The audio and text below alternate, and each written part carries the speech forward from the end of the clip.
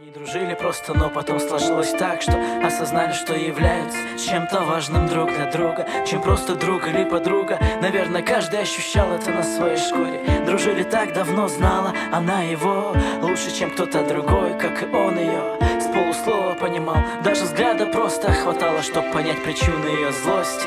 Счастье близко, это когда ее капризы тебе приятны, и в смс-ках пишешь письма, когда нету денег на цветы и нарциссов, нарвав в парке. Ты преподносишь ей сюрпризы, все поломалось треском. В середине мая он написал ей смс-ку: у меня другая, я уезжаю навсегда, не жди, малыш, я не люблю тебя, прости, просто так вышло. Стучала кулаками нервно в его квартиру, но не открывали дверь. Там на мобильном нежный голос как-то грубо в 100-й раз вторил: абонент недоступен. Общие знакомые не знали ничего и даже не слышали о его любви новой. Болели ноги, обивая все пороги. Не знали ничего в институте, на работе. Сказали, что уволился, улетел вроде. Кто